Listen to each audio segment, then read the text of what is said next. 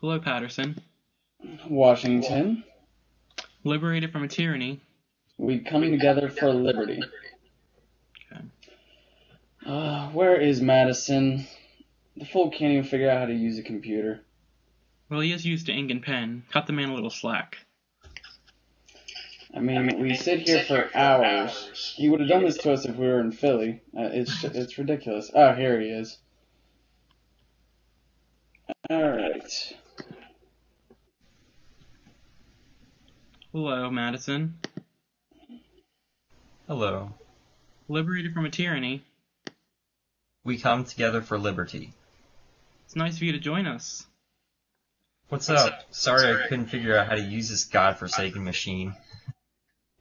Oh boy, we're surprised you even found the on button. Yeah, I would have rather met in person, though.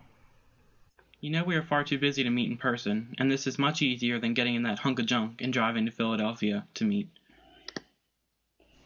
Plus, our usual meeting place isn't quite as comfy as the comfort of my home. Now quit complaining so we can finally move on to our main agenda. I said on to business, James.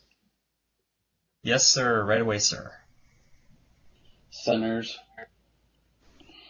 So we need to create a constitution. The articles just aren't cutting it anymore. Any ideas? Yes, I've been conjuring up what I think would be a great constitution for our new country.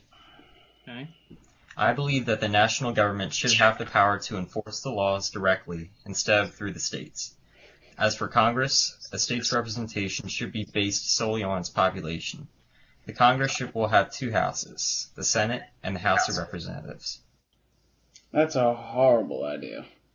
Excuse me, may I finish? You will get your turn. The Senate will manage foreign affairs and appointment of government officials, but in the House and the House will have the power to levy taxes.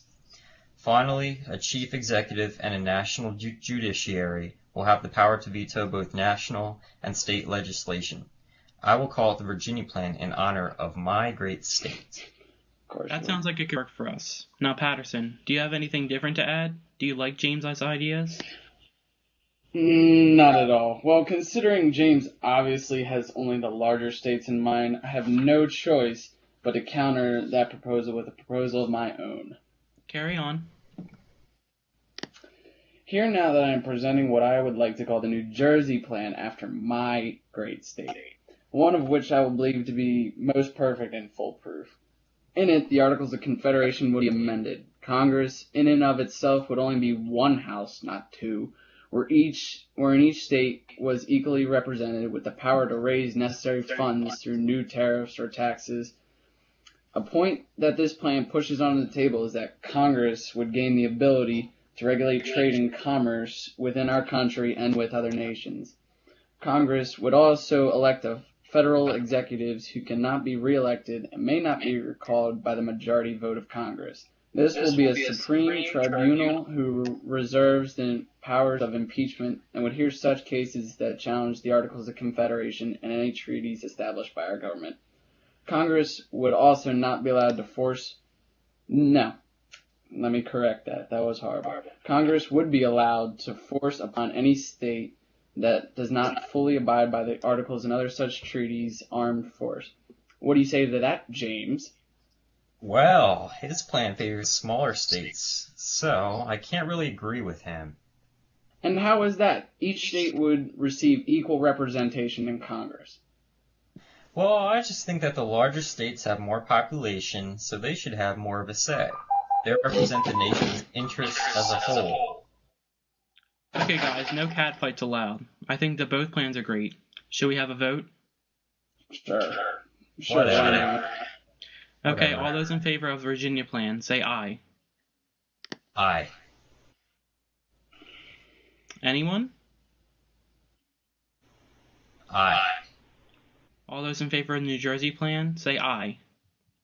Me, aye, because it's the good one. Well, it looks like there's a tie. How about we merge the two plans together? Would you guys agree to that?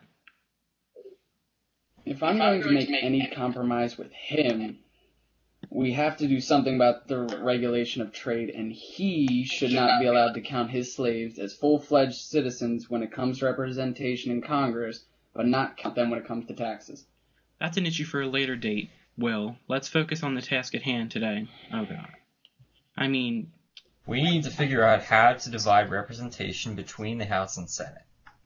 Okay, so both of you want to get rid of the articles, right? And you both want to give more power to the central government. So the only difference in your plans is the representation of states in Congress, and how many houses of Congress there will be. Is that correct? Correct. I guess you have a point there. Okay, so we'll make a compromise, and call it the Great Compromise, just because. And how about we keep the two houses, the Senate and the House of Representatives? Oh my god, do we really have to do that stupid House of Representatives? You know that it just favors the big states. But state representation in the House of Representatives will be based on population, and representation in the Senate will be equal among the states. Will that be okay? So let me get this straight. Both houses will have equal power in this so-called Congress you're proposing? Correct. Okay, carry on.